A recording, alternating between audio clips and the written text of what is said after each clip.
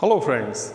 Okay, let's continue to derive the second formula of uniformly accelerated motion. It is going to represent the relation between position and time. Before this, we derived the first equation showing you the relation between velocity and time, and now it is between position and time. Since it is actually moving along a straight path, along a straight track, so with uniform acceleration, it is going to cover some distance on that. We have taken the help of this graph to represent the whole situation. Now, again, taking this graph and receiving or deriving that our equation that object moves from A to B, its initial velocity u, final velocity is v in time t. In this whole situation, friend, we are yet to talk about the distance covered by that object. So, in narration, we will actually take it up this way that suppose an object covers or travels s distance under uniform acceleration a in time t. Now, how we can actually calculate that distance? So there you see, friend, we know one basic thing. What is it? That velocity is actually the ratio of these two. Velocity is actually the ratio of displacement and time. Now, if you see it closely, if I make s as a subject, this t goes in multiplication like this. So, it can be represented as a product of these two, velocity and time. And we have both the things over here on the graph. Like velocity, it is on y-axis, and time, it is on x-axis. So, distance traveled by an object can be represented, can be obtained by the area covered under this trapezium like quadrilateral OABC. So, we can write it this way, friend. Distance, here distance and displacement will be same as an object is moving along a straight path. So, distance will remain, distance will be as same as displacement. Now, friend, that distance S equals to area of quadrilateral OABC. Since it is OABC region, that enclosed region, it is actually the product of these two, and we know the basic fact for this. That is why we are taking the area of OABC.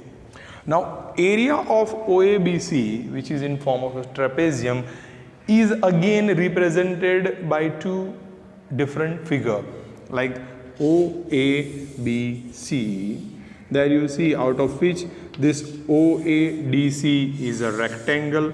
So, I'll write it this way: area of rectangle OADC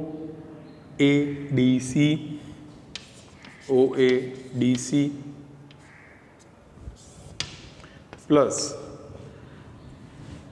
and another one more part is there, it is triangle ADB. It is actually right angle triangle making angle 90 here. So, area of triangle ADB. Now, after writing this, we as we have represented it, that whole OABC is made up of two different figures, out of which one is rectangle, the another one is the right angle triangle. Now, we need to recall its formula. So, we know, friend, area of rectangle is product of its two adjacent sides. So, OADC is a rectangle and its two adjacent sides will be breadth and length. So OA into OC, OA into OC plus area of triangle ADB. Now area of triangle ADB is a right angle triangle, and 1/2 base into height, if you can recall it, if you can recollect it. So 1/2 base, I am taking it AD multiplied by this altitude, that is BD.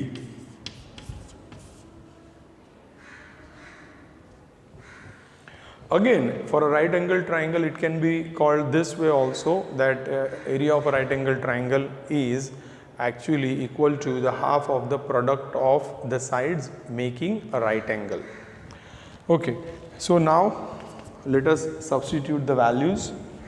S equals to OA. Friend, OA, there you see OA, we have mentioned it previously.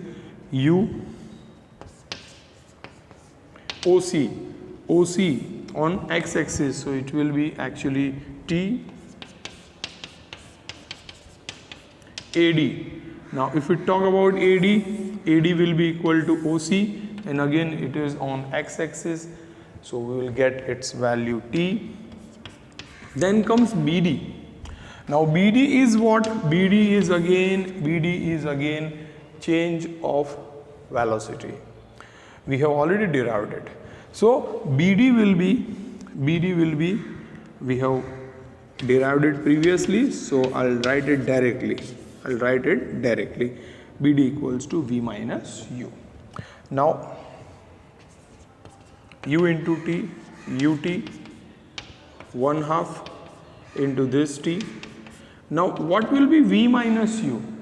So V minus U, again we need to recall what we studied previously, that acceleration A is equal to V minus U upon T, in which if we suppose make this V minus U subject, so T goes and get multiplied with this, so value of V minus U can be derived this way. So in place of V minus U, I'll write AT.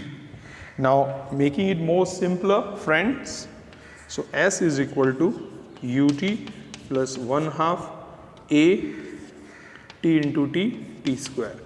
So a very important second equation, second derivation, showing us the relation between position and time. Position, that means it refers to distance traveled by an object in time t under uniform acceleration A.